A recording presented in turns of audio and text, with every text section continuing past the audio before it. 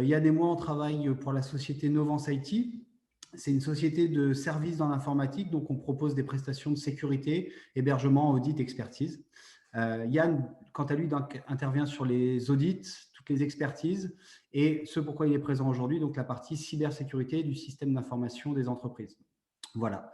Pour ma part, moi, j'interviens sur le développement commercial et je suis le point d'entrée des différents contacts pour les projets que l'on mène chez Novance IT. Voilà de manière très brève. Je vais passer la main du coup à Yann. Alors bonjour, je suis Serge Bardakov, je suis directeur général du cabinet MVRA, courtier d'assurance. Et à ce titre, nous intervenons avec deux experts de la société Xcox, que sont Théo Poisa et Frédéric Rousseau, pour vous expliquer un petit peu comment transférer un risque cyber vers un contrat d'assurance. Mais avant, je vais laisser parler Yann et Nicolas sur la partie audit, formation, sécurité des systèmes informatiques, avant de rebondir vers le transfert vers un contrat d'assurance. Voilà. Donc, bonjour à tous. Donc, du coup, je vais vous présenter la partie cybersécurité à proprement parler. Donc, on va commencer par une revue de presse de la cybersécurité. Donc, l'actualité, vous avez certainement entendu parler de certains sujets. Donc là, on a Pathé qui s'est fait, donc fin 2018, qui s'est fait attaquer par une attaque au président, donc en gros une arnaque.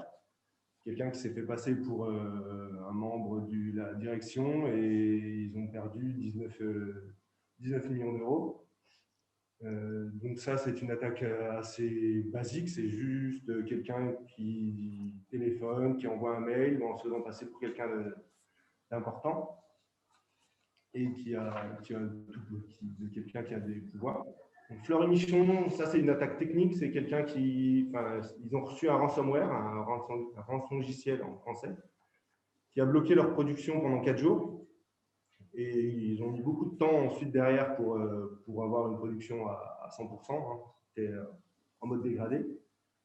Plus récemment, pendant le premier confinement, au début du premier confinement, la mairie de Marseille qui a été victime aussi d'une attaque par rançongiciel, le même type d'attaque que Fleur et Michon.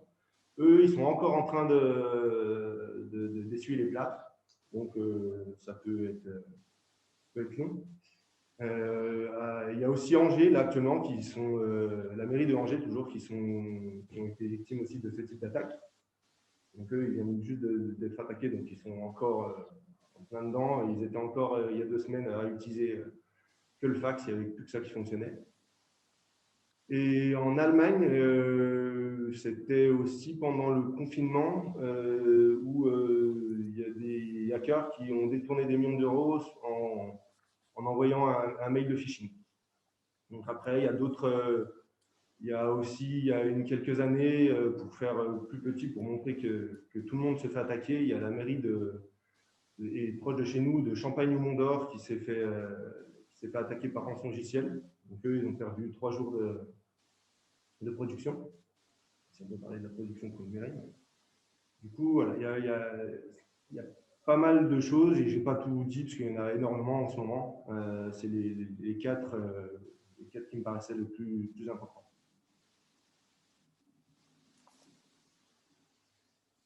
Les cybermenaces, du coup, s'intensifient aussi pour les petites entreprises. Donc, c'est pour ça que j'ai parlé aussi alors ce n'est pas une entreprise, mais de la mairie de Champagne-au-Mont-d'Or. Alors, ça, je crois que c'est… Théo, Frédéric? Je vais attaquer. Bonjour, Frédéric Rousseau, Xcox. Alors, effectivement, on a aussi nos propres données, puisque tous les ans, depuis maintenant 2017, on réalise un rapport où on sonde à peu près 2500 entreprises, parmi nos assurés, mais aussi des entreprises qui ne sont pas parmi nos assurés et à travers le monde.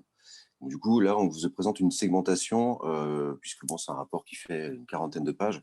Mais effectivement, ce qu'on constate au fil des années, c'est que les attaques cyber se démocratisent, on va dire ça poliment, et effectivement concernent de plus en plus en fait, toutes ces entreprises. Là, on fait un focus sur les petites entreprises. Mais ce qu'il faut vraiment retenir, c'est que maintenant, nul n'est à l'abri, puisqu'on va le voir, il y a plusieurs typologies d'attaques. Pour être une victime potentielle, il n'y a pas besoin d'être une cible en particulier. Donc effectivement, à quoi ça s'explique? Tout simplement, c'est que sur un tel entreprise, on n'a pas forcément les mêmes ressources. C'est pour ça que c'est intéressant de bien s'entourer avec des experts, des audits, des bons prestataires.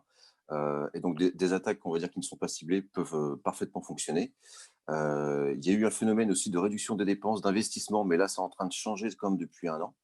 On voit qu'au contraire, les investissements partent à la hausse, justement, parce qu'il y a une prise de conscience générale.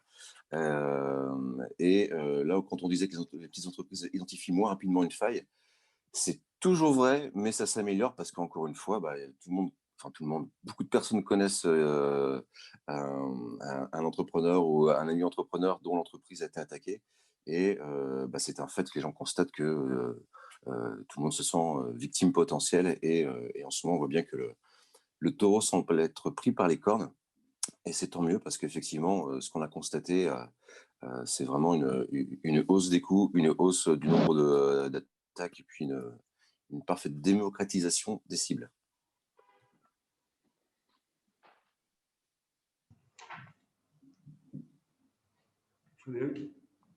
Alors, là aussi, alors le schéma, je vais le résumer en une phrase, c'est que chaque année, on constate que le coût pour les sinistres qu'on enregistre et qu'on traite est multiplié par 2 ou 3. Donc là, en fait, on voit le coût de l'ensemble des incidents et failles par nombre d'employés.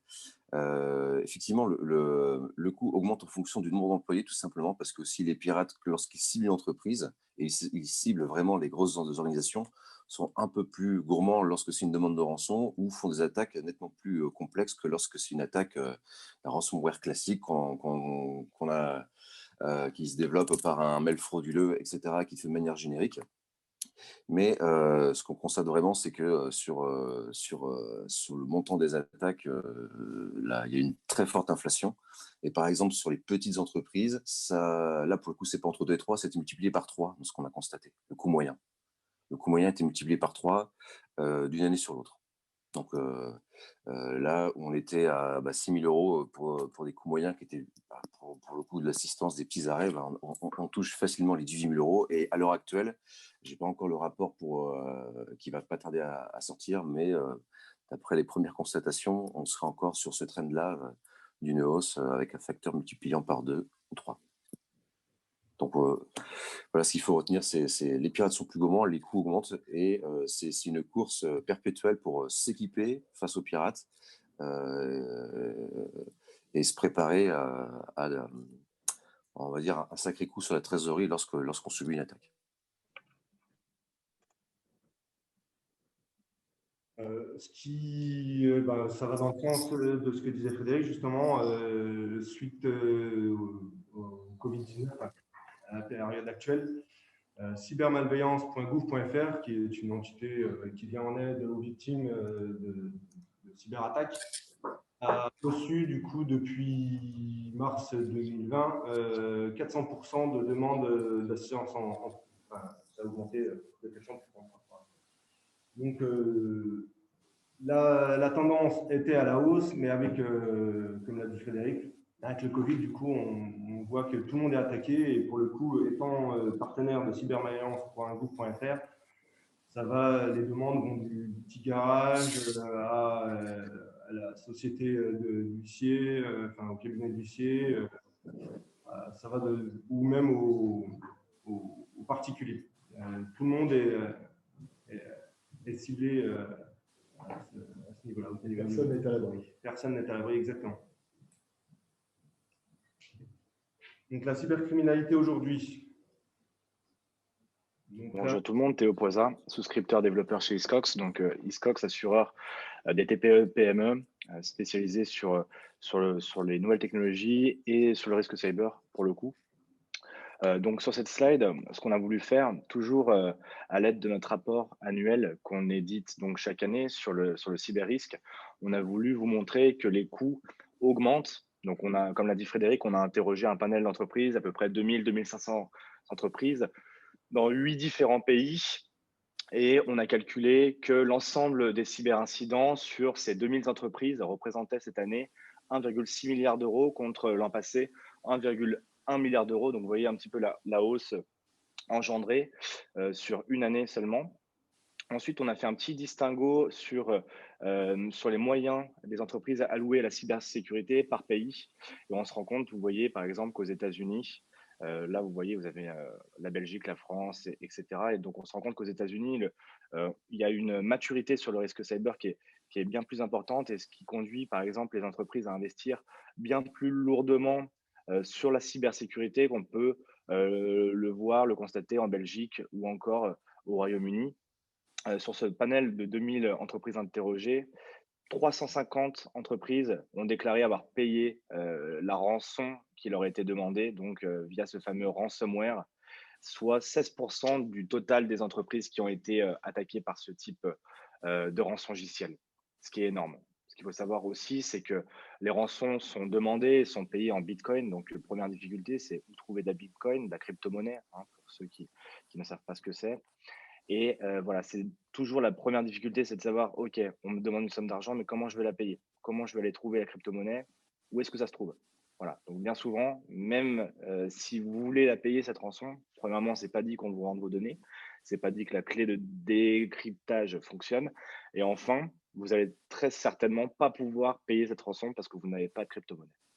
C'est aussi un élément qui explique la hausse des coûts des ransomware, parce que parfois, même souvent, les attaques par ransomware sont exprimées en nombre de bitcoins. Et quand le bitcoin est une monnaie qui n'est pas, on va dire, très stable et qui a tendance à prendre énormément de valeur assez rapidement, quand ils vous demandent 3 à 4 bitcoins, il y a quelques années, ça pouvait coûter peut-être 10 15 000 euros. Bah, suivant les moments à laquelle ça vous est demandé, ça peut coûter 40 000 euros en fait, hein, puisque il s'exprime en bitcoin, mais peu importe le montant du bitcoin. Et pour rebondir là-dessus, j'ai vu une info aussi hier, comme quoi, alors je pense que ce n'est pas la seule, mais il y a une entreprise qui s'est fait avoir par un ransomware, qui a payé, qui n'a rien fait derrière au niveau de cybersécurité et qui s'est fait avoir ces derniers jours par la même faille et de nouveau avec le même ransomware. Ouais, Yann a tout à fait raison. Il faut jamais oublier le deuxième effet qui se coule. Les pirates, quand ils ont une cible qui est intéressante, ils n'ont pas tendance à la lâcher. C'est ça. Là, du coup, c'est une slide pour vous montrer les impacts, les impacts et oui, suite à une attaque. Donc, il y a 8 entreprises sur 10 qui sont touchées par des cyberattaques chaque année. C'est le phishing qui est le plus fréquent. Donc, un mail qui vous paraît intéressant avec un lien dedans sur lequel qui vous invite à cliquer dessus. Et derrière, soit il y a un ransomware qui est lancé, soit on vous demande, vous arrivez sur un site qui vous demande des informations confidentielles, du type soit vos données, soit des mots de passe, soit des données bancaires. Et du coup, pour les entreprises, on voit, j'en ai parlé tout à l'heure pour Fleury-Michon, il y a 29%, enfin il y a un peu moins d'un tiers qui impact, c'est le ralentissement de la production. Typiquement, c'est un certain nombre de jours en arrêt. Donc, on commence par l'arrêt de la production, puis ensuite un ralentissement. Quand c'est les sites Internet qui sont attaqués, c'est un problème de réputation derrière. Ce n'est pas forcément un problème de fuite de données, ce genre de choses, mais ça reste important. Et il y a quand même un quart des entreprises qui font attaquer leur site, et avec un site qui derrière qui est indisponible. Et pour rester dans la production, il y a des retards de livraison ensuite après les clients, et il y a plein d'effets négatifs donc, sur la baisse de productivité, la mauvaise réputation, donc liée typiquement à un site internet indisponible ou qui a été effacé, donc sur lequel on a changé l'interface suite. Généralement, c'est les terroristes qui font ça, mais il y en a qui s'amusent aussi juste à faire ça pour embêter les entreprises. Donc, on voit qu'il y a beaucoup d'effets différents, mais qui peuvent être un gros impact pour les entreprises. Et quelles que soient les entreprises, j'insiste vraiment là-dessus.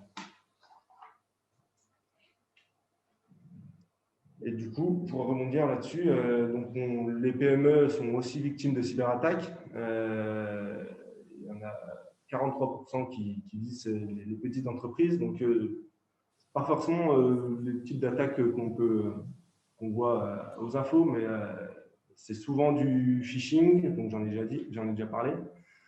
Donc, il y a un cinquième où c'est du malware. Donc, le malware, c'est un virus, pour faire simple. Et un quart qui sont des rançons logiciels. Donc, souvent, suite à un phishing, et pas que. Et on peut voir qu'en 2019, donc ça, c'est des chiffres qui viennent de la CPME. Il y a 4 entreprises sur 10 de moins de 50 salariés qui ont déjà subi une ou plusieurs cyberattaques. Donc, ça reste énorme comme chiffre. Et la plupart du temps, il y a un arrêt de production ou ce genre de choses, ce qu'on a pu voir. Donc, c'est vraiment pas anodin et il faut vraiment faire attention à ce type à la cybersécurité. Et ce n'est pas que les grandes entreprises qui se font avoir à ce sujet-là. En fait, juste une analogie sur ta précédente slide, Yann, s'il te plaît, c'est que, en fait, ce qu'on a constaté, c'est, parce que souvent, on imaginait le hacker cible l'entreprise et pourquoi la petite entreprise ne se sentait pas concernée. Et pourquoi maintenant, elle est concernée? Tout simplement parce que lorsqu'on voit, on parle de phishing, de malware à jour logiciel, c'est des attaques qui sont génériques. C'est comme si je prenais un chasseur qui chasse quelque chose en particulier et là, pour le coup, je me mets à la pêche de masse avec un chalut, un grand filet, et puis je ramasse tout ce que je peux ramasser en tant que hacker. Et une fois que j'ai trouvé dans le filet 2-3 cibles, voilà, l'attaque se déroule, ils ne ciblent plus. Et ils y vont à fond. Et quand on parle de phishing, ça peut être un mail. Maintenant, on a peut-être vous-même aussi, vous êtes reçu. Alors, pendant la période de confinement, c'était le grand sport de cet SMS de phishing qui vous disait votre colis n'est pas arrivé. Merci de cliquer sur ce lien pour le renseigner, etc., de manière à ce qu'on puisse vous livrer. Donc, en fait, les techniques de phishing occupent tout un espace en dehors même des emails. Et effectivement, c'est souvent la porte d'entrée au rançongiciel, puisque dans le mail de phishing, souvent l'exécutable ou le lien fallacieux, tôt ou tard, nous conduit à un rançongiciel. Et sur les malwares, juste une petite parenthèse, parce que on a souvent le retour, nous, assureurs, en disant bah oui, mais moi, malware et virus, je suis sur Mac, j'ai pas de problème. Les Macs sont aussi victimes de malware. Juste à préciser, parce que pour les antivirus, c'est vrai que le niveau de sécurité de tout ce qui est dans l'environnement Apple, c'est nettement mieux pour une question de structure, mais par contre, les malwares concernent absolument tout le monde, de la même manière que le phishing peut concerner tout le monde. Exactement.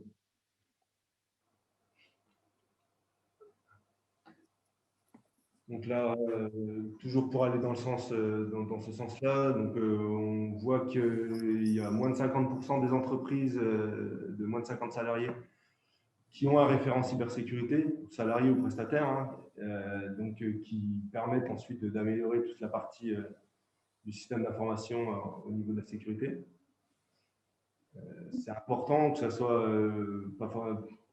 pas nécessaire d'avoir quelqu'un à plein temps, mais d'avoir une entreprise avec qui échanger, d'avoir un prestataire, d'avoir un salarié qui fait ça, qui connaît et qui peut faire ça à temps partiel, mais au moins pour avancer, pour avoir en tête toutes ces problématiques de cybersécurité, pardon. Pour aller un peu plus dans le détail, on voit qu'il y a très peu d'entreprises qui ont une politique de mot de passe. Donc, en gros, savoir si on doit les changer régulièrement, comment configurer ce mot de passe. À savoir que la plupart du temps, un mot de passe entreprise est retrouvé dans la partie perso. Pardon. Et pour faire une analogie, vous n'avez pas les mêmes clés pour vos portes de bureau professionnelles et vos portes de maison. Donc, il est important de différencier les mots de passe pour chaque utilisation. Et dans ce sens, si jamais vous ne le faites pas, il y a souvent des sites qui subissent des fuites de données sur lesquels ils récupèrent des mots de passe perso pour la plupart du temps, mais qui réutilisent à 50%, voire même 90% du temps, qui peuvent réutiliser dans le monde du pro. Et du coup, c'est comme ça que vous pouvez potentiellement vous faire pirater. Moins d'un tiers des entreprises disposent d'une triple protection. Donc, on entend antivirus, pare-feu et sécurité des mails. Donc, antivirus sur votre poste. Un pare-feu, c'est pour votre système d'information, pour toute votre informatique dans l'entreprise. Et l'anti-spam et même sécurité mail en général, c'est pour potentiellement éviter les phishing ou les ransomware qui passent par l'email. Et ce qui est important, justement, si jamais si malgré cette triple protection, le ransomware, c'est franchement la grosse menace actuellement, passe et il chiffre vos données, il faut sauvegarder vos données pour pouvoir revenir en arrière si besoin. Et seulement 2/3 des entreprises sauvegardent leurs données professionnelles sur un support externe. Parce que les sauvegarder sur le réseau, c'est intéressant, mais si derrière elles sont chiffrées aussi par le ransomware, la rançon logicielle, c'est problématique et on arrive au point de départ. Je vais être plus dur que toi, Yann. Je veux dire que c'est pas intéressant de sauvegarder son propre réseau. C'est dire carrément que ça sert à rien. Parce que le jour où il y a une attaque, effectivement, tout est chiffré. Et les experts ne peuvent plus intervenir enfin, ils peuvent intervenir, mais ça va prendre beaucoup plus de temps et c'est moins efficace s'il n'y a pas de données de base à récupérer et à installer. Et effectivement, débrancher ces sauvegardes régulières de son réseau, maintenant, ça devient même la base, hein, je dirais. J'essaie d'être plus sympa. Ouais, mais moi, je suis pas sympa, je suis assureur. Mais oui, je te rejoins tout à fait. Donc, un petit focus sur le bilan, les coûts et les mesures à prendre, qui peuvent être prises. Donc, les 3/4 seulement, ça paraît énorme, mais pour moi, seulement les 3/4 des entreprises sensibilisent leurs salariés. Et encore moins régulièrement, un peu moins de la moitié le font tous les ans. Sensibiliser les utilisateurs, même quelqu'un qui n'est pas, qui utilise de l'informatique mais qui n'est pas informaticien, c'est très important. C'est la pierre, c'est la base de la sécurité de l'utilisateur. En moyenne, il faut, ils mettent généralement 6 mois à se rendre compte qu'une entreprise a subi une violation de ses données. Enfin, une entreprise met 6 mois pour voir que ses données ont fuité. C'est énorme. Et on peut voir que il y a 2 ans, et sachant que les attaques se multiplient, il y a près de 2 milliards de dossiers qui ont été piratés, donc qui ont fuité.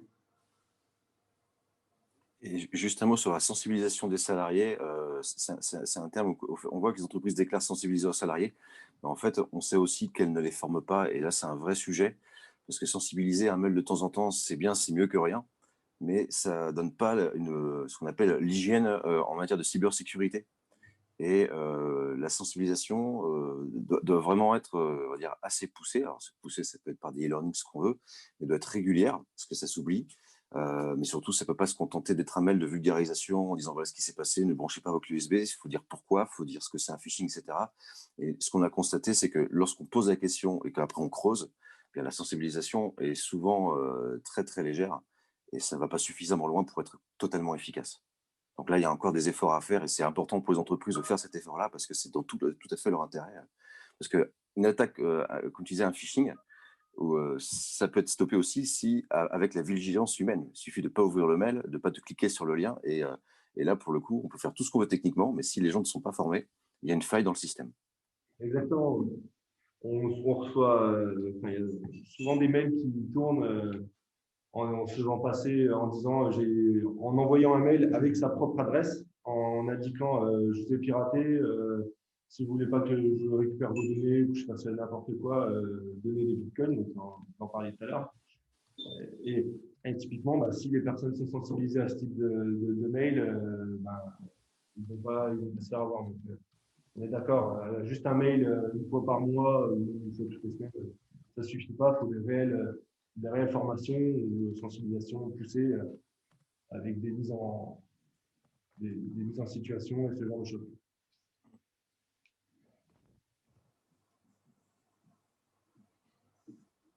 là, pour arriver, donc, du coup, toujours dans cette partie bilan, on se rend compte que un cinquième des dossiers d'une entreprise sont ouverts à tous et non pas, voilà, ce dossier de la compta, il est que à la compta, ce dossier des RH, il est que au RH. La plupart du temps, tout est ouvert.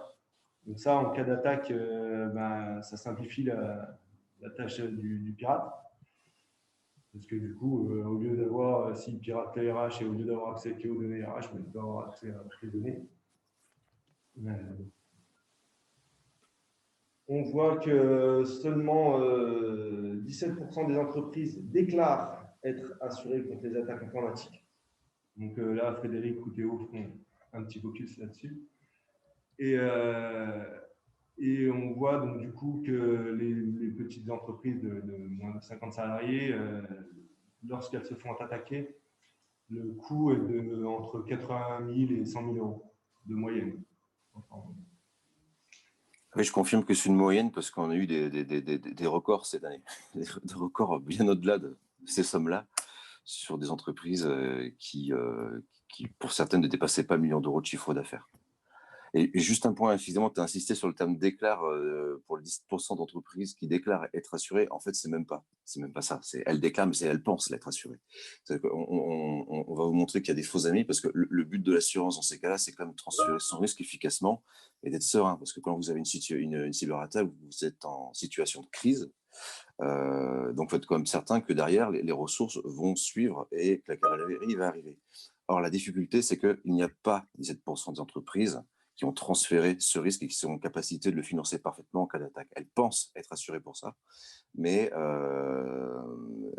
hélas, il y a une méconnaissance et le chiffre actuellement en France est plus bas. Il progresse, les gens s'équipent, etc. Mais voilà, il y a des faux amis et il y a des points de vigilance à avoir pour être certain que vous, en tant qu'entrepreneur, en tant que risk manager, en tant que décideur en tout cas, vous soyez certain de vos choix. Et donc, Théo va vous le présenter grâce à un tableau qu'on a fait pour vraiment schématiser, synthétiser autant que faire se peut, mais voilà, pour éviter ce piège de se croire protégé alors qu'on ne l'est pas. Voilà, merci Fred pour la passe. Alors c'est vrai que en tant qu'entreprise, je vais essayer de vulgariser au maximum parce que c'est vrai que ce tableau est assez lourd, il y a beaucoup de contenu, mais c'est vrai qu'en tant qu'entreprise, vous avez différents contrats d'assurance qui couvrent différents risques. Ce qu'il faut savoir, c'est que pour les garanties cyber, vous avez des garanties qui sont inhérentes à ce type de contrat, que sont l'assistance, que sont le dommage, la perte d'exploitation, les conséquences d'une cyberattaque comme la cyberextorsion, la récupération de données, etc. Tout un tas de frais, bref, qui font partie et qui sont le contrat d'assurance cyber.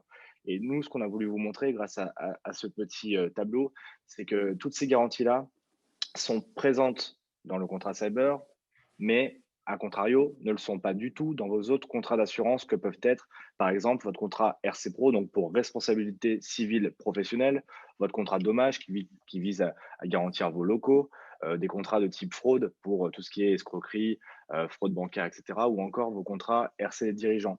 Donc, ces garanties-là, j'en ai parlé, donc assistance, dommage, perte d'exploitation, qui sont relatives au risque cyber sont présentes et on le répète, on ne répétera jamais assez d'ailleurs, uniquement dans les contrats cyber.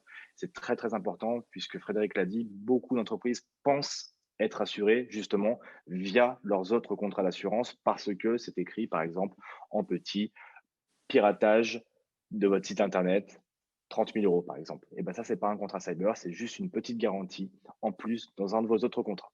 Voilà. Alors, il y a pire sur les confusions de sémantique, c'est-à-dire que par exemple, vous avez un contrat de dommage qui va s'appeler tout risque informatique. C'est un titre très séduisant, mais en fait, une tout risque informatique est juste là elle est efficace, mais elle est là pour garantir votre casse de matériel, par exemple.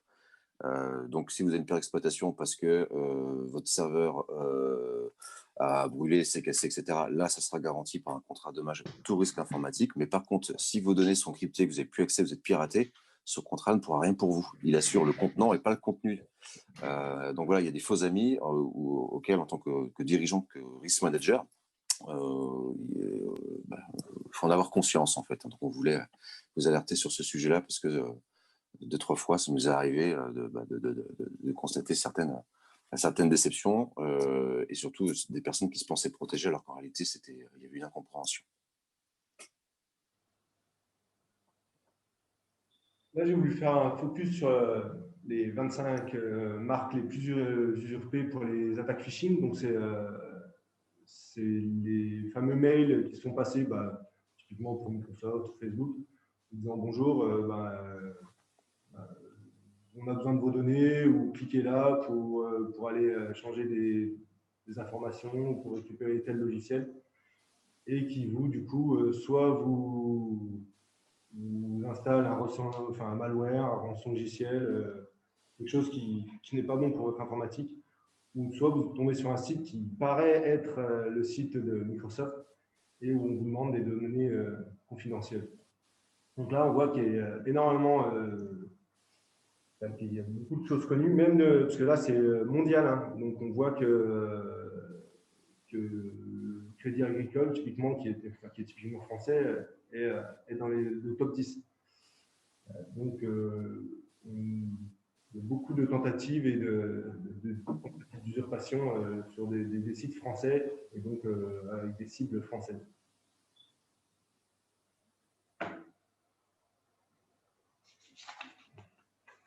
Là, on fait un focus sur le nomadisme, donc le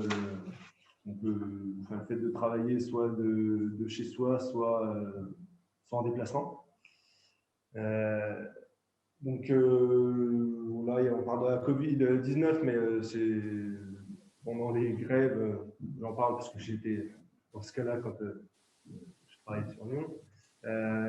Pas possibilité de prendre de train ou de se déplacer, donc du coup à travailler de chez soi, en déplacement. Voilà. Donc du coup, le nomadisme, on est beaucoup amené à travailler hors de nos bureaux. Par contre, il faut toujours prendre en compte les risques de cybersécurité. On peut voir que Google, chaque jour, bloque une vingtaine de millions de tentatives d'arnaque liées. Donc ça, c'était des chiffres pendant le premier confinement. Donc, lié au Covid-19. McAfee, qui est un éditeur d'antivirus, mais aussi de plusieurs solutions en cybersécurité, ont vu que les attaques externes contre les comptes cloud, donc cloud, les comptes de Google Cloud, de Dropbox, de Microsoft 365, de tous ces services qui ne sont pas hébergés chez vous, ont augmenté de 600% depuis le début de la crise sanitaire. Et la moitié des employés prennent des raccourcis sur la sécurité en télétravail. Donc j'entends par là, en gros, ils peuvent très bien utiliser, on parle de télétravail, mais c'est presque un abus de langage, parce que quand vous prenez votre poste perso pour travailler, c'est un risque pour l'entreprise. Parce que c'est un raccourci, dans le sens où ça vous simplifie la tâche, mais c'est risqué. Vous téléchargez des outils, donc on en reparlera plus tard, mais vous téléchargez des outils pas sur les sites des éditeurs, donc derrière vous risquez de télécharger l'outil, mais aussi quelque chose que le site sur lequel vous le téléchargez a ajouté. Voilà, c'est tout plein de petits raccourcis qu'il faut éviter en télétravail, mais on en reparlera après.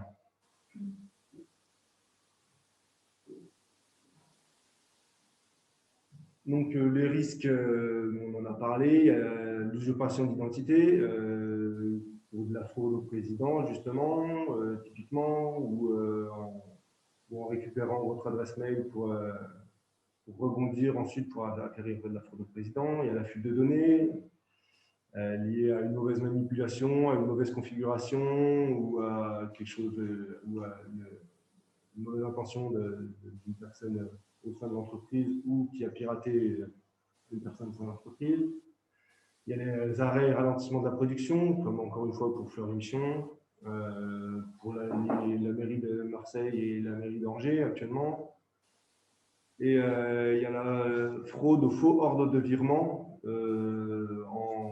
Typiquement, j'ai eu le cas où il y a une entreprise, une personne qui s'est passée pour le client de l'entreprise A en disant bonjour, non, pour un prestataire de l'entreprise A en lui disant bonjour, c'est urgent, est-ce que vous pouvez me rappeler, vous ne m'avez pas payé, et avec un mail et une signature qui se faisait, qui était plutôt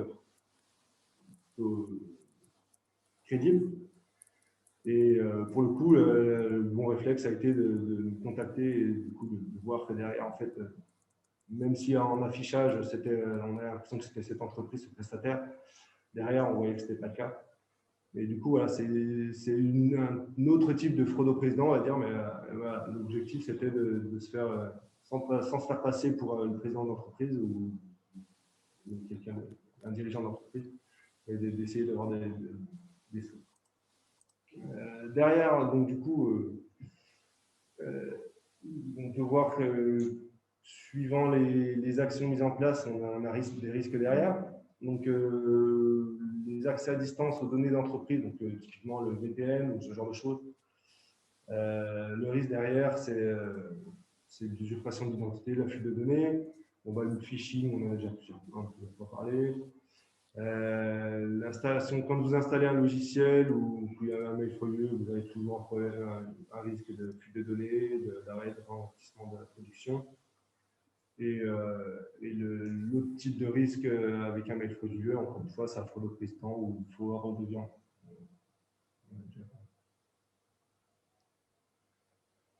Du coup, ça c'est dans l'actualité. Une présentation rapide des gestes barrières à adopter. Donc, c'est les bonnes pratiques en fait pour éviter dans un premier temps de se faire attaquer. Donc déjà, la base, c'est prenez votre temps.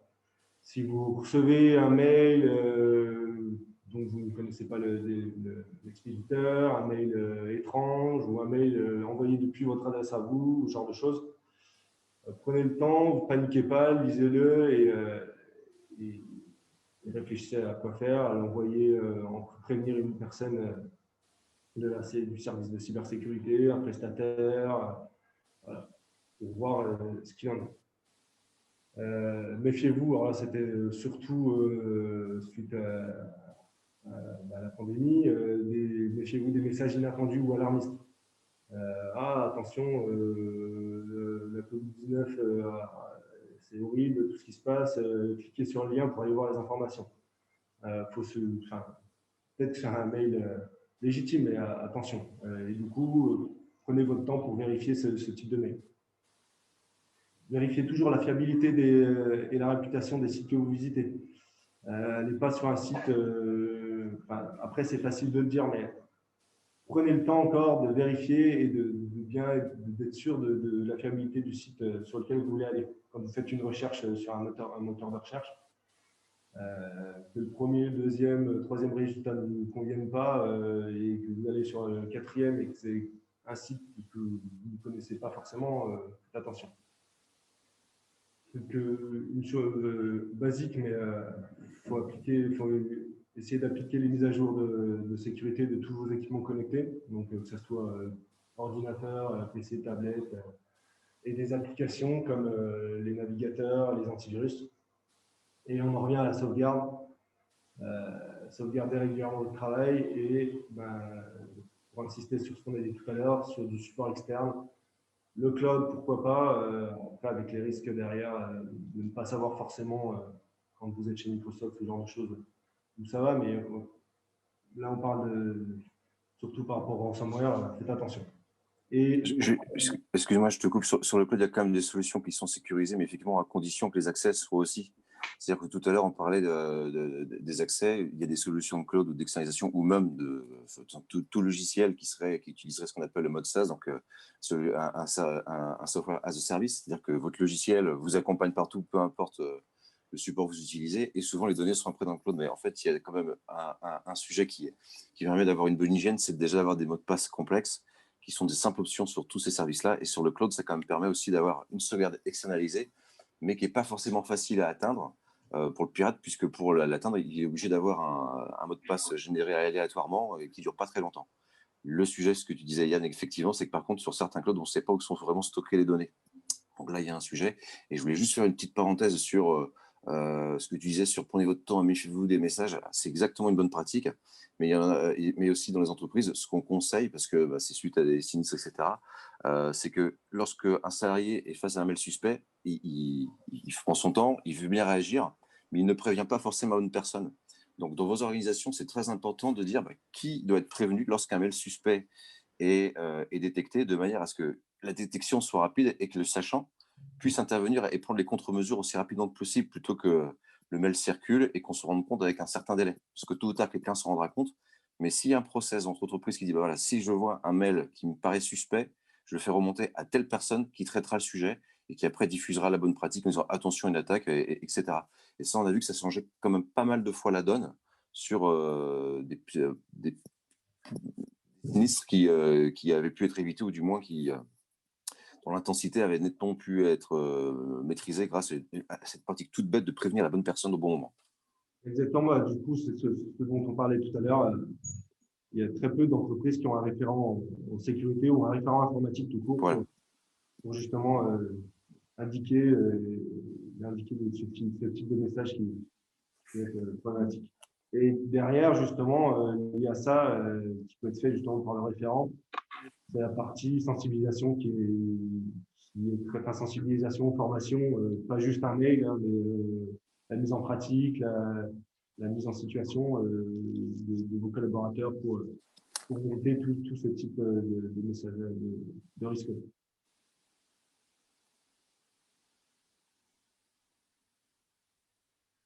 Encore dans les bonnes pratiques, c'est ce que je disais tout à l'heure, différencier l'usage professionnel et personnel, séparer, de ne pas utiliser vos matériels perso pour du pro et inversement. Télécharger des outils sur les sites éditeurs et non sur des sites comme Zero Money, Tubi, Torch. Il y en a d'autres. Hein, donc voilà. Pareil, pour rebondir sur ce que tu disais, Frédéric, la partie mot de passe ou phrase de passe robuste et unique. Et du coup, pour rebondir sur ce que je disais tout à l'heure, unique, c'est-à-dire un site, un service, une application, un mot de passe. C'est pénible, mais dans la vie personnelle, vous n'avez pas les mêmes clés et les mêmes codes pour votre pro, pour vos différents services, aussi bien bureau, maison, voiture. Après, il y a des outils qui existent pour justement centraliser de façon sécurisée vos mots de passe. Vous aurez juste besoin de vous souvenir d'un seul mot de passe et derrière, tous vos mots de passe seront indiqués dedans, qui vous permet d'avoir et pas avoir à retenir les 20, 30, 50, 100 mots de passe différents pour tous les services que vous utilisez, aussi bien pro que perso.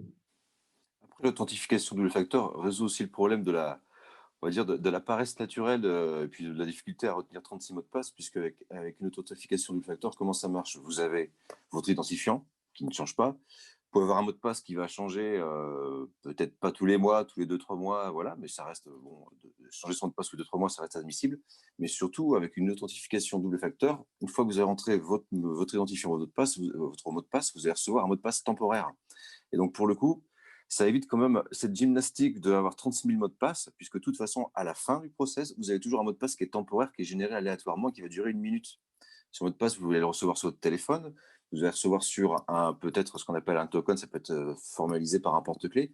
Mais en tout cas, en termes de sécurité, ça vous évite quand même cette gymnastique d'avoir 36 mots de passe, et de deux, le pirate, pour vous pirater votre accès, il a intérêt à avoir votre téléphone ou votre token, ce qui rend quand même, dès lors qu'il y a un élément physique, ça rend quand même le piratage de l'accès nettement plus difficile. Et pourquoi je vous en parle? Parce que lorsque vous dites à vos collaborateurs, faut changer les mots de passe tous les 2 mois ou tous les mois, vous pouvez avoir une certaine vue de bouclier, une certaine paresse. Et le pire du pire, c'est que certains vont avoir tendance à l'écrire sur un post-it, ou sous le clavier. On a eu des cas où c'est écrit sous le clavier aussi. Le problème, c'est que le pirate, des fois, il est dans les locaux. Et donc, pour le coup, l'authentification de le facteur, ça n'a pas un coût énorme. Parfois, c'est gratuit, c'est inclus dans le service, c'est juste un service à débloquer. Et donc, ça résout cette difficulté à avoir de l'imagination et à changer ses mots de passe en se disant, de toute façon, je vais recevoir un mot de passe aléatoire. Et cette outil de sécurisation va faire le travail pour moi, finalement. Pour rebondir là-dessus, le double facteur, ça se limite. Il y a plusieurs sortes. Tu parles que de l'OTP, là, du one-time password, Oui. le passage unique. Il y en a plein de sortes. Savoir que le double facteur, le principe, c'est d'avoir deux types de moyens parmi les trois qui existent, deux types de mots de passe, de sécurité parmi les trois qui existent, c'est-à-dire quelque chose qu'on connaît, quelque chose que je possède et quelque chose que je suis. Donc, ça peut être de la biométrie. Donc, après, il y a des problématiques RGPD qui sont liées à ça, mais Ça peut être de la biométrie, donc quelque chose que je suis, avec un mot de passe, quelque chose que je connais. Ça peut être donc quelque chose que je possède, donc c'est le fameux token ou l'OTP ou le téléphone qui va recevoir un mot de passe à usage unique, plus un mot de passe, un code PIN de quelques chiffres. Donc les deux liés, ça fait une sécurité à double facteur, enfin une authentification à double facteur. Il y en a plusieurs sortes. Mais en effet, c'est une des solutions pour éviter le mot de passe qui traîne partout et qui sont utilisés pour tous les sites.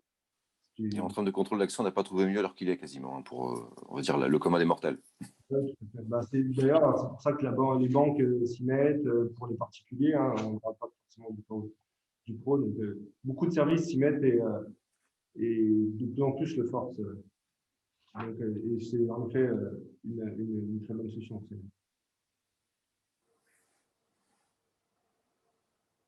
Et du coup, pour terminer sur ma partie, on va parler des solutions techniques qui existent, en plus du coup des bonnes pratiques. Il y a pas mal de solutions techniques, c'est pas exhaustif, hein, mais du coup, on va revenir justement à ce dont on vient de discuter. Donc, la partie, ce qui peut être intéressant, c'est en cas de perte de votre PC portable. Ça arrivait dans une de mes précédentes expériences, une grosse entreprise du ferroviaire, quelqu'un d'important avait perdu son PC à l'étranger avec des données sensibles. Son PC n'était pas chiffré, n'était pas crypté. Typiquement, quelqu'un qui connaît un peu en informatique démonte le PC, sort le disque dur et peut récupérer les données. Donc, crypter vos données sensibles est une des bonnes pratiques, une des solutions techniques à mettre en place. Je parle ensuite de l'authentification double facteur seulement pour le nomadisme, mais en effet, pour tout, rien que pour démarrer votre PC, l'authentification double facteur peut être une très bonne solution. Et dans le cadre du nomadisme, encore plus. Mais voilà, du coup, c'est intéressant. Quand vous êtes en nomadisme, un VPN, c'est la base aussi pour pouvoir vous connecter à votre SI. Vous ne devez pas avoir une porte dérobée qui vous permet d'accéder facilement à votre SI. Il y a d'autres solutions. Ensuite, pour protéger votre système informatique, tout votre réseau, toute l'interconnexion de vos systèmes informatiques, de vos PC. En frontal, c'est intéressant d'avoir un pare-feu, donc un firewall, pour bloquer basiquement les personnes qui tenteraient de s'introduire sur votre réseau. Il faut mettre en place des protections de courriel, anti-spam, anti-phishing, anti-malware, tout ce que vous voulez, mais qui vient du courriel, donc du mail. Tout ça, bien entendu, c'est en plus de la sensibilisation. C'est une solution technique, mais la sensibilisation est importante pour justement éviter que quand il y en a de trop se baser là-dessus. Parce que la sécurité, j'insiste aussi là-dessus, la sécurité 100% n'existe pas. Donc, des solutions techniques plus des solutions humaines, on y tend encore plus. La protection de votre poste bureautique ou de vos serveurs avec des antivirus ou des EDR. Les EDR qui sont des Endpoint Detection and Response. Donc, en gros, c'est un antivirus amélioré qui permet de répondre aux nouvelles types d'attaques, type les ransomware, pour derrière pouvoir détecter le ransomware et au lieu d'essayer de le supprimer, qui ne fonctionnera pas forcément ou qui ne résolvera pas le problème, peut mettre en quarantaine le PC ou les PC sur lesquels le ransomware a été détecté pour ensuite éviter la propagation et le chiffrement des données. Parce que le ransomware va chiffrer vos données sur PC, mais si vous avez des disques réseau qui sont du coup accessibles par tout le monde, peut chiffrer ensuite facilement ce qu'il y a sur votre disque réseau. Et tout ça. Donc, du coup, le EDR va permettre de mettre en quarantaine et d'éviter ce type de comportement. Et on en parlerait. Surtout, excuse-moi, il y a aussi l'intérêt justement d'avoir ces solutions de sécurisation qui, elles, vont plutôt regarder le comportement habituel de votre système informatique et détecter des comportements inhabituels. Alors que l'antivirus, bon, il est malin, mais il n'est pas si malin que ça. Et donc, du coup, avoir le compléter avec des solutions plus complexes permet de se dire un comportement habituel, le logiciel va le détecter au fil des jours, des semaines même. Et puis, du coup, dès qu'il y aura un comportement inhabituel, l'alerte sera lancée en disant mais là, c'est pas un comportement qu'on a enregistré de votre usage habituel au système d'information. Donc, pour le coup, ça permet aussi d'avoir des alertes beaucoup plus tôt, juste en détectant des comportements inhabituels. Et pour aller plus loin, ouais, il y a des solutions. Donc là, on parle d'EDR pour sur les postes bureautiques, mais il y a des solutions type EDR, on va dire, qui sont à mettre dans votre système informatique, qui analysent tous vos flux, qui apprennent et au bout d'une dizaine, quinzaine de jours, peuvent ensuite, justement, via les comportements, bloquer, alerter, mettre en quarantaine, souvent comment ce qu'on nous dit de faire, mais et via de l'intelligence artificielle, apprend tout seul et, voilà, et ressort très peu de faux positifs, donc très peu d'alertes. Et du coup, les sauvegardes, cloud, l'hébergement, on en parlait. Et donc là, on a vu les solutions techniques. En fait, les solutions techniques, c'est donc la première étape, le technique, l'humain, pour gérer votre risque.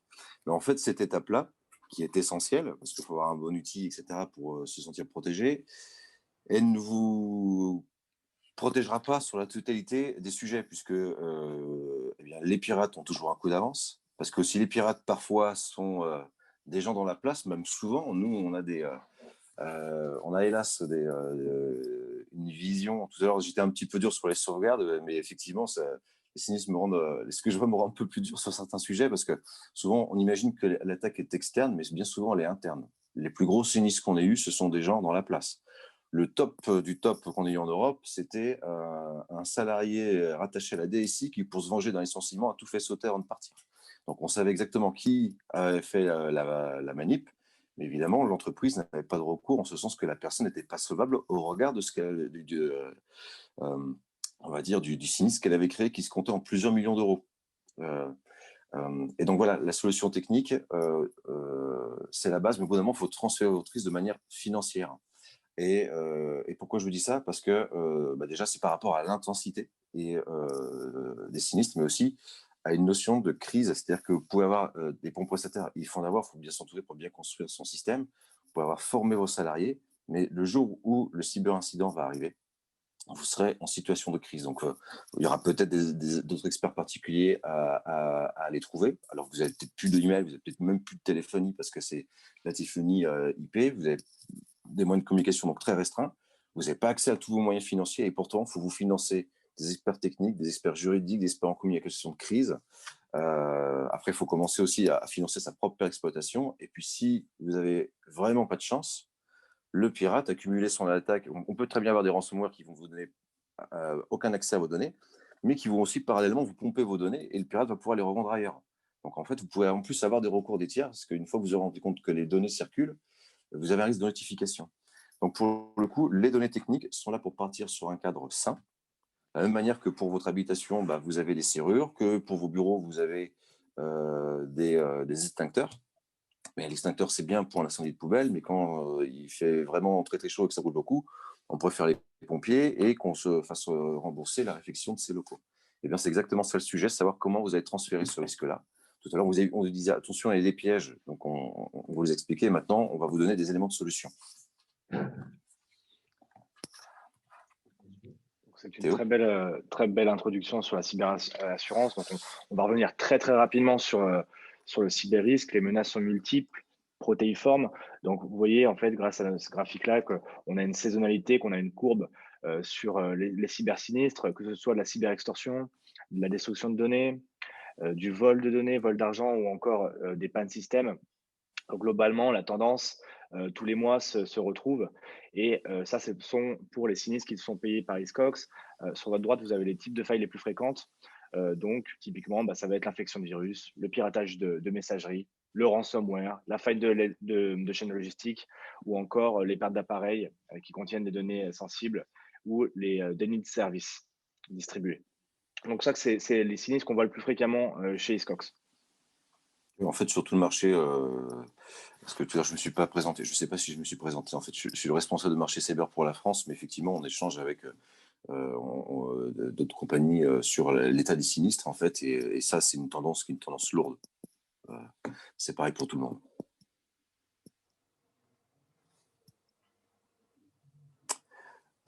Donc, du coup, les expositions, quelles sont-elles? Tout à l'heure, on a vu quels étaient les risques, quels étaient les vecteurs.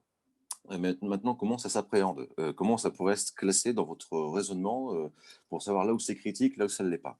Alors, juste une petite parenthèse. Dans nos sondages, on a donc sondé nos assurés, puis on a sondé d'autres entreprises pour savoir comment elles imaginaient, comment elles appréhendaient les risques cyber. Et en fait, par rapport à tout ce diagramme, là, c'est la qualification, on va dire, de la réalité.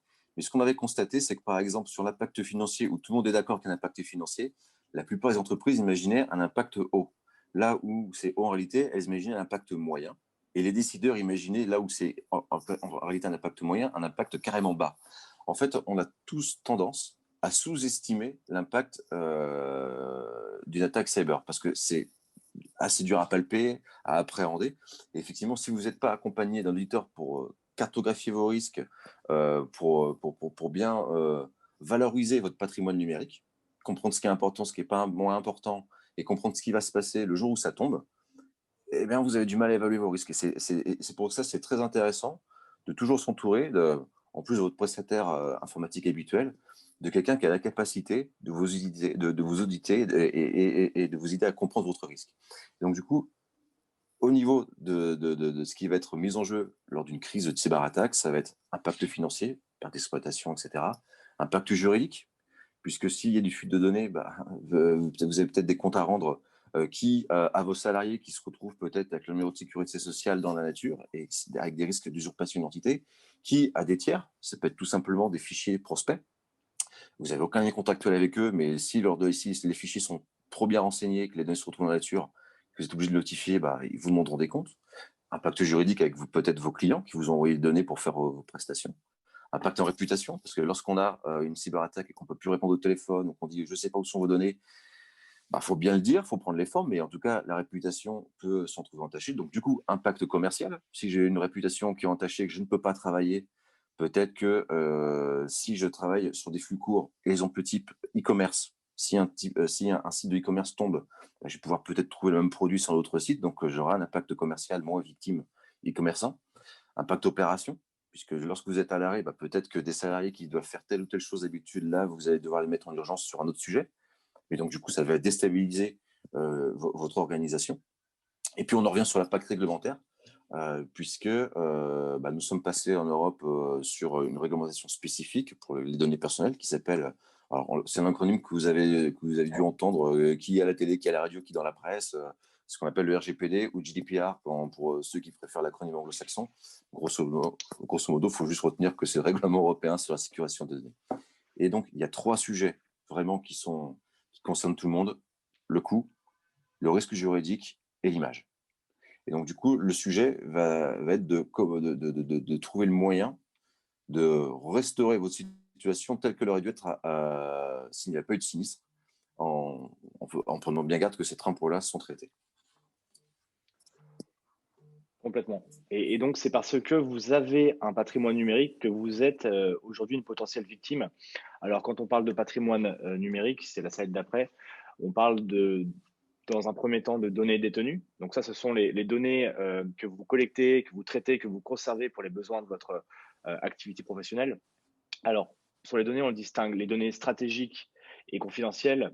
Ça va être tout ce qui va être attrait aux éléments de propriété intellectuelle, fournisseurs, développement, brevets, etc. Et puis les données relatives aux individus. Donc ça, c'est les données personnelles, administratives, selon la réglementation européenne, donc selon la RGPD, comme vient d'en parler Frédéric. Donc on distingue donc ces données détenues de votre système informatique. Donc le système informatique, tout le monde sait ce que c'est tout ce qui permet le collecte, le stockage, le traitement de ces données-là. Donc ça va être tout simplement votre flotte d'informatique, votre téléphone portable, vos périphériques, vos ordinateurs, vos iPads, votre réseau, etc. Donc voilà ce qui constitue, si vous voulez, votre patrimoine numérique. D'une part les données, d'autre part le support qui permet de travailler sur ces données-là. Et sans l'un ou l'autre, vous êtes dans la capacité de travailler. C'est-à-dire que pourquoi un distingué, mais en fait, c'est un tout. Si le pirate verrouille vos données, eh ben, au bout d'un moment, une fois qu'on a fini de classer ces dossiers, on n'a plus grand-chose à faire et on est bien embêté pour travailler. Si tout à l'heure, ou même le matin, moi, tout est verrouillé, je serai dans la capacité de rendre mon service.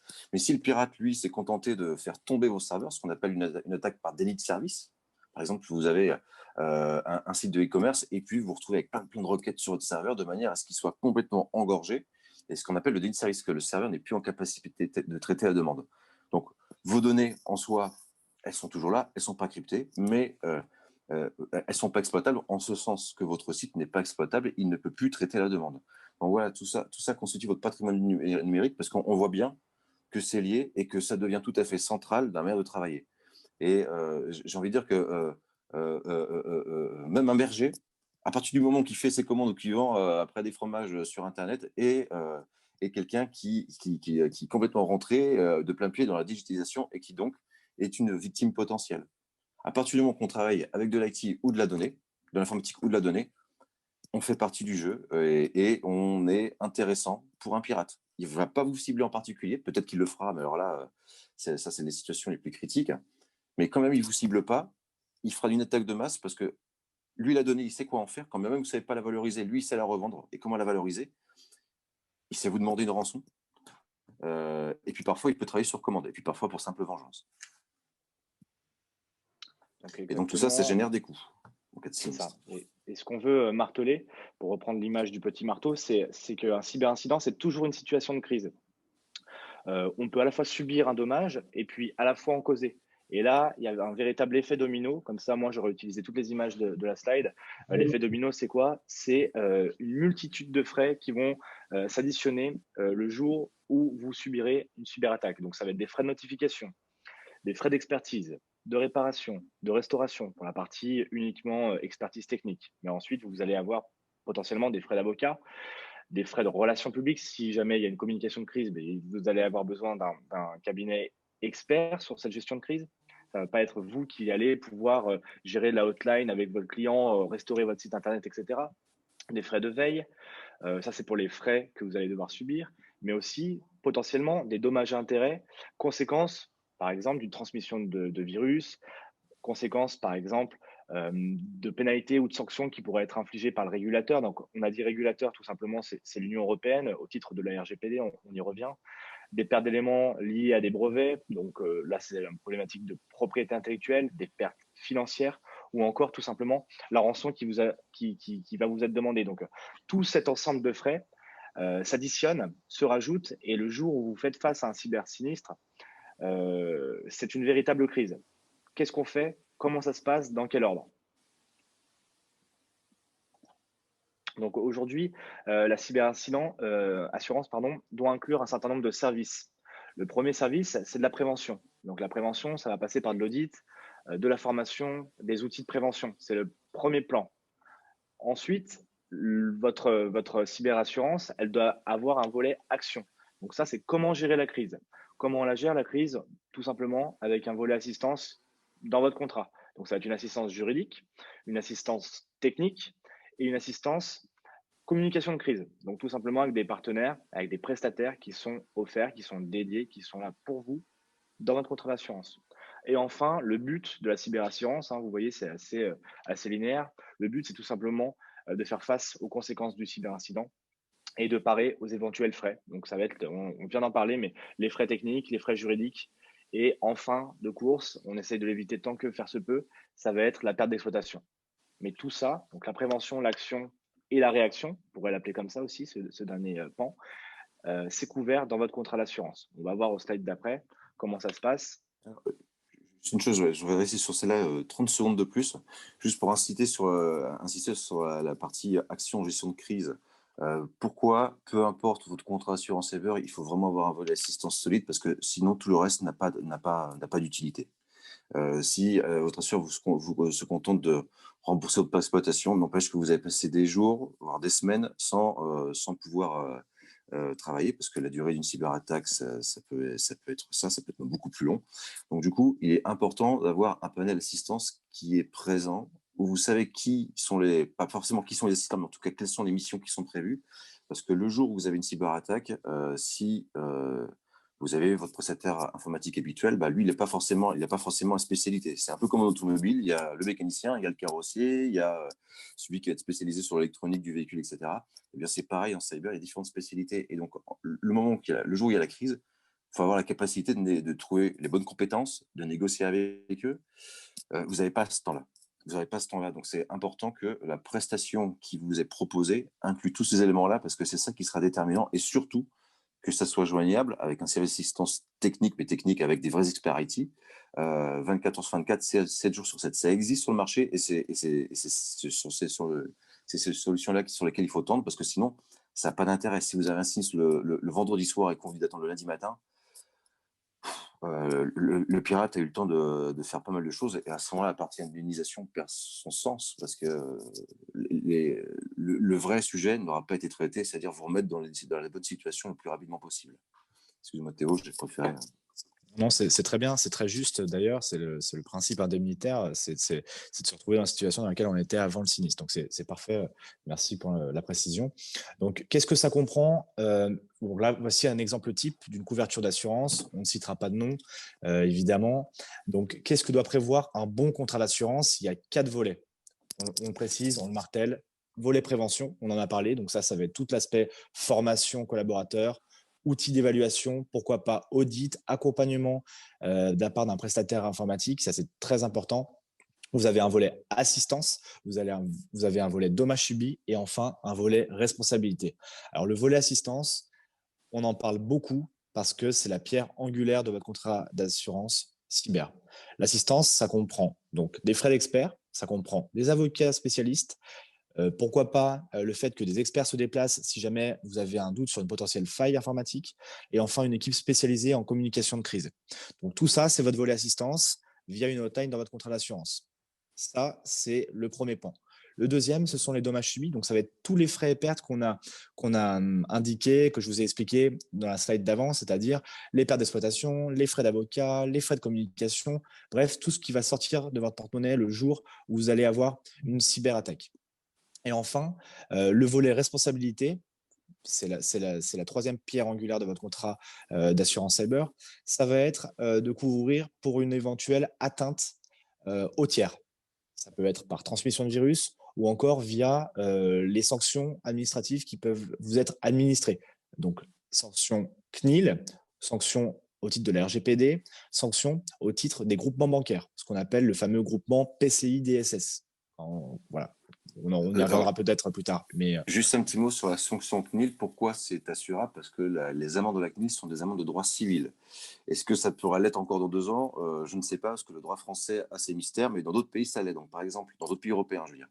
Donc, si par exemple, vous avez des filiales dans des pays du nord de l'Europe, leurs autorités administratives ont parfaitement admis que les sanctions étaient assurables. La CNIL n'a pas tranché, en l'état actuel, ça l'est. En tout cas, sur le groupe bancaire, là, c'est un groupe purement privé. Effectivement, il n'y a même pas de débat juridique. Un mot aussi sur les dommages subis. Tout à l'heure, on parlait des fraudes au président, etc. Un contrat cyber n'a pas vocation à assurer la fraude par nature. Une cyberattaque, c'est je vis une attaque. Alors, ça peut être le pirate, peut être interne, ça peut être un préposé, ça peut être externe, mais il est là pour vous faire perdre de l'argent. Il ne va pas s'enrichir directement. Il bloque vos données, il bloque vos accès. Mais des fois, si vous refusez de payer la rançon, il ne va pas s'enrichir. Si les données, il vous les bloque, mais il ne sait pas les revendre, il ne va pas s'enrichir. Donc, une cyberattaque, si le pirate s'enrichit, c'est de manière indirecte ou vous êtes encore un peu maître de la situation là-dessus.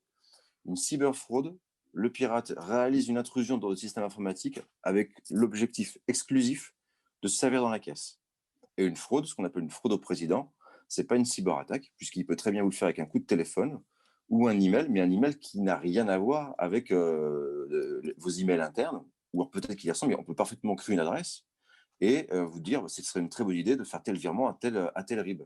Mais il n'y a pas d'intrusion dans votre système informatique. C'est de la même manière que si moi je prenais si je prenais mon téléphone et que je vous appelle pour dire pour vous convaincre que ce serait une très très bonne idée de m'envoyer 200 000 €, j'utilise un téléphone, mais je n'ai pas fait une attaque téléphonique. Et bien, si j'envoie un email qui n'a rien à voir avec vos emails internes, je n'ai pas fait une attaque informatique. Vous avez convaincu de m'envoyer de l'argent. Donc voilà, ces 3 sujets, il faut les avoir en tête. un contrat cyber assure les conséquences d'une cyberattaque. Il peut assurer les conséquences d'une cyberfraude.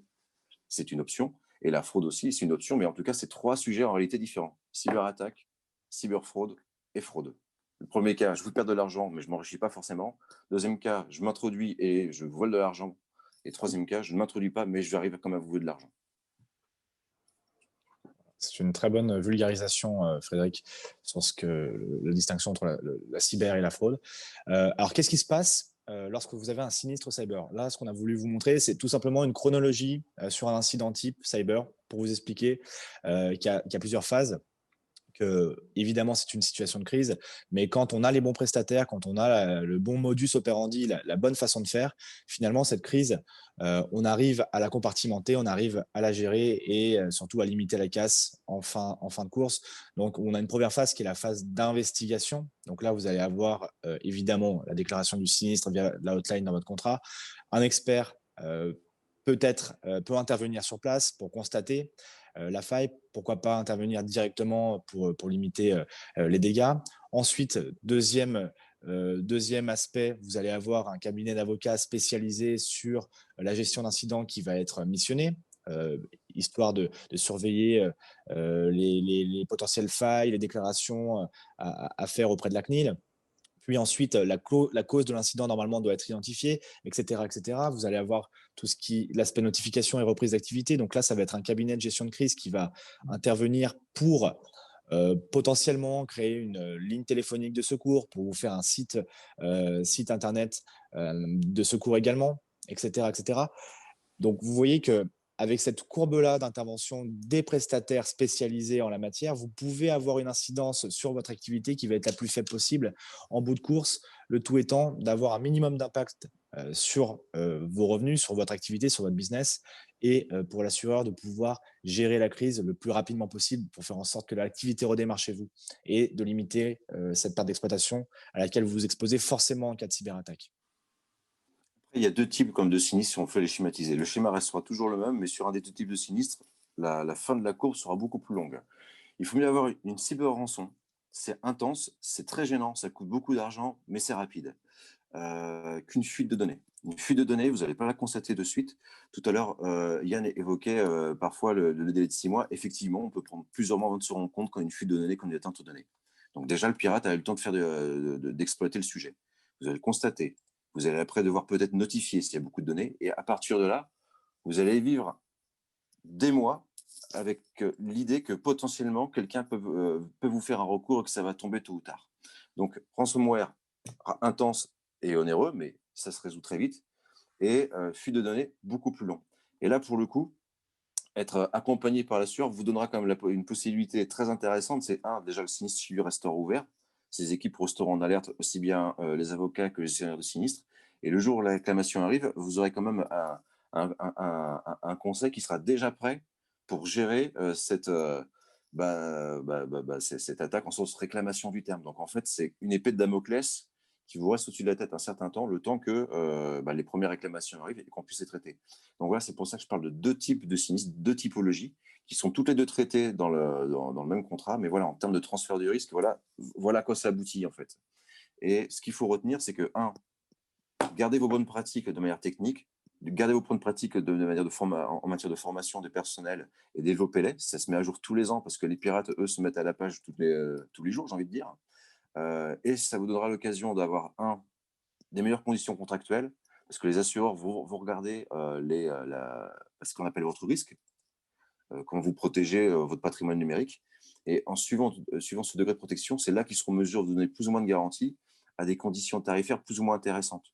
Donc, dans tous les cas, vous avez un intérêt à toujours bien maintenir une bonne protection de base.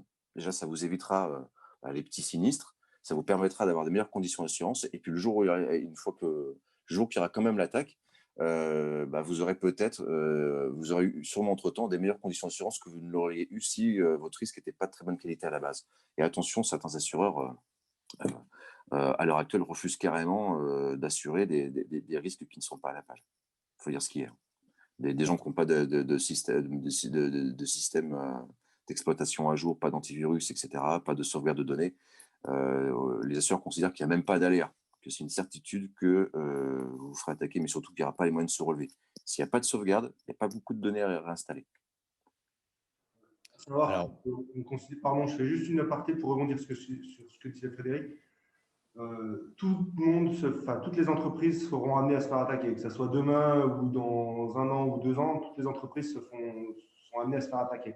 Donc, il faut prévoir ce risque et prévenir ce risque, et d'où l'assurance et les parties techniques. Exactement. Et Exactement. voilà. Je te laisse Théo sur les exemples. Oui, alors sur les exemples sinistres, parce que c'est un petit peu la partie que tout le monde attend, parce que c'est vrai qu'on parle beaucoup de réclamations, on parle de sinistres, on parle de cyberattaques, mais alors quels sont-ils? Voilà, nous on a voulu prendre 4 exemples, on va y aller rapidement parce qu'on voit que le temps tourne et qu'ensuite vous aurez certainement des questions. Donc, je vais juste vous présenter 4 secteurs d'activité, 4 sinistres que Hiscox a rencontrés, mais il y en a beaucoup d'autres. Et encore une fois, ça touche toutes les tailles d'entreprise. Donc, sur le premier, c'était un service financier, 40 millions de chiffre d'affaires.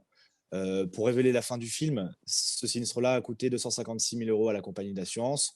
Alors, qu'est-ce qui s'était passé? Tout simplement, un phishing, c'est-à-dire un faux email d'un faux haut dirigeant qui demandait un transfert sur un compte bancaire pour un montant voilà, de 226 000 €. Le salarié qui croyait bien faire tout simplement a délivré le virement, c'est-à-dire à virer la somme, à virer les fonds. Et ensuite, tout simplement, qu'est-ce qui s'est passé? On a dépêché les experts sur place, donc spécialisés sur les failles informatiques, et on a remboursé l'argent qui a été perdu. Et ce qu'il faut savoir, c'est que c'est un type d'attaque qui se démocratise, on l'a dit, on le voit tout le temps, et sur toutes les tailles d'entreprise. Sur le second sinistre, donc là, c'est le secteur des technologies. Donc un chiffre d'affaires un petit peu inférieur, 4 millions d'euros, et pourtant vous voyez que le coût du sinistre est pas du tout minuscule, au contraire on parle de 140 000 €. Alors là c'est tout simplement un malware, donc c'est un logiciel malveillant qui était installé sur l'un de ses serveurs. Donc la société informatique avait été piégée par ce malware, et là ce petit logiciel malveillant a coûté à notre compagnie donc en coût, donc expert sécurité, en recherche de failles, en récupération de données, etc., la bagatelle de 140 000 €. Imaginez-vous, pour l'entreprise de 4 millions de chiffre d'affaires, si elle avait dû sortir comme ça de sa trésorerie un montant pareil, sans support informatique, c'est-à-dire sans expert, sans gestion de crise, sans assurance, etc., ça n'aurait pas été 140 000 €, puisque le sinistre aurait duré beaucoup plus longtemps. Il y aurait eu peut-être un laps de temps avant la découverte de ce logiciel malveillant plus long. Et donc, potentiellement, un montant peut-être doublé, triplé, si jamais on n'avait pas dépêché pour eux des experts en recherche de failles, en récupération de données, etc. Et puis surtout là, c'est le coût du sinistre tel qu'il nous a coûté. Mais ce qu'on a constaté aussi, parce qu'en tant qu'assureur, on peut assurer des sociétés qui ont été victimes de sinistres et qui n'étaient pas assurées.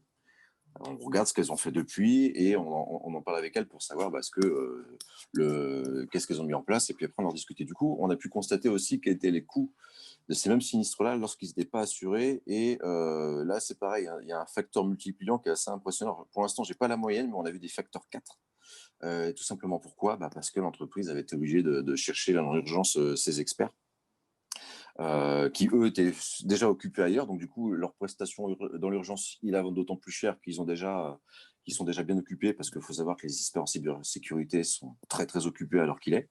Et donc du coup les coûts qu'on a pu constater sur des personnes avec les mêmes typologies d'événements qui n'étaient pas assurés étaient beaucoup plus élevés. C'est-à-dire que les experts, quand même, on les a un petit peu malmenés avant de les engager, parce que c'est pas nous, on est assureurs, donc notre métier, mon métier, même si je suis le responsable technique pour Hiscox, ne consiste pas à être un pur technicien. Nous, notre métier, c'est un peu comme en assurance automobile. Si vous êtes en panne sur l'autoroute ou à quelconque événement qui fait que vous êtes immobilisé, vous n'avez pas, même si vous aimez bien votre agent général, votre courtier, qui que ce soit dans les assurances, vous serez quand même un peu déçu que celui qui se déplace avec sa propre voiture de fonction pour venir vous dépanner. Vous attendez qu'il y ait une dépanneuse, que vous êtes dans un garage agréé, que l'assureur au préalable vous ait mis un assisteur qui peut vous répondre 24 h sur 24 et vous paye les réparations et le financement d'un véhicule de remplacement.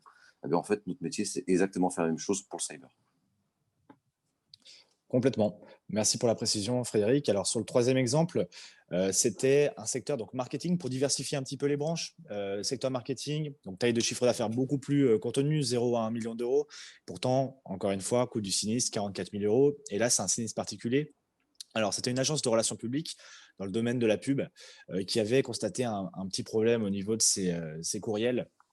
Et après enquête d'un expert informatique, on s'était rendu compte qu'il y avait un logiciel de cryptojacking. Alors, c'est bien particulier, c'est tout simplement un logiciel qui va, à votre insu, insidieusement utiliser vos ressources pour faire ce qu'on appelle du minage de crypto-monnaie. Donc là, on parle un petit peu chinois, je pense, et Yann Sanchez ou Frédéric seront peut-être plus expliqués que moi, mais tout simplement, aujourd'hui, la crypto-monnaie se mine, c'est-à-dire qu'on va la chercher à l'aide des ressources informatiques disponibles et donc potentiellement de vos ressources informatiques, je veux dire de vos ordinateurs.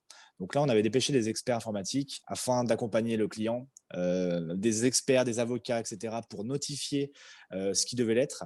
Et donc là, finalement, ce sinistre-là nous a coûté 44 000 euros et aurait pu coûter, comme tu le dis, Frédéric, un facteur x4 si jamais ils n'avaient pas été assurés, effectivement. Après, sur le cryptojacking, en fait, miner la monnaie, ça consiste à quoi? C'est-à-dire que, par exemple, pour le Bitcoin, il y aura un nombre maximal de Bitcoin. Ça va s'arrêter, je ne sais plus quel seuil, si c'est 20 millions ou 26 millions de Bitcoin. Enfin, il y a un seuil qui est… Et donc, en attendant, pour créer de la monnaie, il faut résoudre des algorithmes qui sont très complexes et qui se complexifient en plus avec le temps. Donc, du coup, ça nécessite une puissance de calcul très importante. Et donc, les pirates, soit ils investissent eux-mêmes dans des ressources en calcul, soit ils disent, bah non, je vais aller chercher ailleurs, et je vais aller chercher en piratant les ressources de calcul d'autres entreprises. C'est ce qu'on appelle le cryptojacking. J'utilise vos ressources à vous pour faire mes propres calculs. Il y a aussi un second événement qui peut être occasionné par le cryptojacking, et on a modifié nos contrats d'assurance pour le garantir, c'est la surfacturation électrique, ou même des ressources cloud. C'est-à-dire que pour utiliser vos ressources, plus vos processeurs y tournent, plus il a besoin d'électricité. S'il y a plus besoin d'électricité, forcément, ça coûte un peu plus cher l'électricité. Donc, en fait, ça montre des conséquences assez inattendues des attaques cyber où, en plus, vous pouvez avoir une facture d'électricité qui s'envole, de la même manière que vous pouvez avoir une facture de téléphonie qui s'envole parce qu'ils ont piraté votre téléphonie pour appeler des appels surtaxés dont eux sont bénéficiaires à la fin, ou alors ils ont surutilisé vos ressources dans le cloud sur le prestataire. Donc voilà, il y a des conséquences aussi financières autres que celles-ci derrière ce type de manipulation. Et enfin, merci pour la vulgarisation, Frédéric, toujours intéressant. Donc, enfin, dernier exemple, donc c'est un service de restauration, donc secteur très impacté par la crise du Covid. Et on le sait, les pirates ont tendance à tirer sur l'ambulance. On l'a vu, on a parlé tout à l'heure des attaques ciblant des collectivités, hôpitaux, etc. Mais ils ciblent aussi, pourquoi pas, les restaurants. Donc, les bêtes blessées, ce qu'ils aiment faire, c'est les achever, tout simplement. Donc, un chiffre d'affaires 0 à 10 millions d'euros d'euros, donc un beau restaurant, coût du sinistre 17 000 euros. Et là, c'était tout simplement un ransomware, donc un rançon logiciel qui avait crypté l'intégralité du système du restaurant. Donc même un restaurant a un système informatique, caisse enregistreuse, paiement CB, données clients. Voilà. C'est pas parce que vous êtes un restaurant que vous ne pouvez pas subir une cyberattaque. Tu as pris l'exemple du berger, mais on aurait pu prendre l'exemple d'un boucher, on aurait pu prendre l'exemple d'un petit artisan. Du moment que vous avez un ordinateur et des clients, des données qui sont détenues dans vos systèmes, vous pouvez être la cible d'un cyberpirate. Et là, 17 000 euros, c'était quoi? Donc, toujours pareil, ça va être la rançon, l'expert informatique et enfin la perte d'exploitation, parce que pour le coup, là, on avait une perte d'exploitation à couvrir.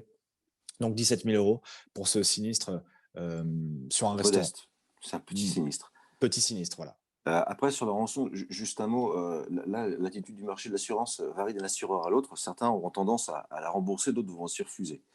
Les anglo-saxons ont tendance à la rembourser. Attention, un assureur ne paiera jamais la rançon, ce n'est pas légal. Par contre, il peut la rembourser à son assuré victime. Dans tous les cas, il fera tout avec ses experts pour éviter autant que faire se peut de payer la rançon, parce qu'il y a une notion d'éthique et il ne faut pas entretenir ce phénomène. Donc, les services d'assistance des assureurs ont parfois même des clés de décryptage, c'est-à-dire qu'on s'est créé une bibliothèque de clés de décryptage. Donc, parfois, tout simplement, la exploitation sera restreinte et nos équipes techniques, enfin les assisteurs qu'on a mis en place, seront en capacité de déverrouiller. Parfois, ils diront, bah non, on ne peut pas déverrouiller, mais par contre, on va tout nettoyer et réinstaller les données. D'où l'importance toujours d'avoir des sauvegardes des systèmes et données critiques qui ne sont pas reliés au système d'information et qui sont gardés avec une longue durée de rétention. C'est-à-dire que si je fais la sauvegarde le mardi, je ne vais pas l'écraser le mercredi, quoi. Je vais essayer de la garder pendant des mois, me faire une bibliothèque de sauvegarde. Ça, c'est très important. Mais si, au bout du bout, on se rend compte que les sauvegardes ont été attaquées, qu'il n'y a pas d'autre moyen de faire redémarrer l'activité de l'entreprise que de payer la rançon, et à la condition que nos experts ont dit oui, ce pirate est en capacité de déverrouiller, c'est-à-dire qu'ils vont rentrer, ils vont vous aider à négocier avec le pirate pour au moins faire une démonstration qu'il est en capacité de vous déverrouiller une partie de vos données, où nos experts pourront dire oui, c'est vraisemblablement, ça peut être déverrouillé. Et si c'est la seule solution, à ce moment-là, certains assureurs vous rembourseront la rançon. Mais tout sera fait au préalable pour éviter de la payer parce que voilà, c'est une question d'éthique. Mais bon, pragmatiquement, au bout d'un moment, le but du jeu, c'est quand même de faire en sorte que l'entreprise attaquée s'en sorte. Donc, si l'assurance consiste juste à dire, vous mettez une petite tape sur l'épaule pour vous dire c'est triste que vous arrivez, on vous envoie les experts, et puis pour bien vous aider à constater qu'il n'y a pas d'autre solution, sans vous le financer, ça va être un petit peu compliqué pour vous. Donc quand même, faites garde, faites attention au fait que est-ce que votre contrat de cyberassurance vous permet un remboursement ou non de la rançon, ça pourrait être utile dans les cas extrêmes. Complètement. Alors pour nous, pour le mot de la fin, pour notre compagnie, le plus simple, si on voulait résumer un petit peu tout ce qui a été dit, c'est investir dans la formation. Donc là, tu l'as très bien dit, Frédéric, c'est pas qu'une petite piqûre de rappel par an, c'est vraiment des formations régulières pour sensibiliser le personnel. C'est d'impliquer la direction. Donc tout simplement, il faut que la direction prenne la mesure des choses sur le risque cyber, qui est un risque imminent. On parle du nouveau risque incendie du 21e siècle. Hein. C'est ce qu'on constate et c'est le risque numéro 1 maintenant pour les entreprises, c'est vraiment le risque cyber. C'est de respecter les fondamentaux, donc identifier chaque appareil dans l'entreprise, sauvegarder les données, etc. Donc ça, c'est le guide des bonnes pratiques qu'on vous a indiqué plus haut et ne pas lésiner sur les moyens, donner du budget pour vous prévenir des cyberincidents. Il faut prévoir à l'avenir une hausse, une augmentation de ces cyberincidents, tant sur le coût que sur le nombre de cyberincidents. Donc vraiment, ne pas lésiner sur les moyens, très très important. Enfin, c'est suivre un cadre. Donc on peut suivre un cadre.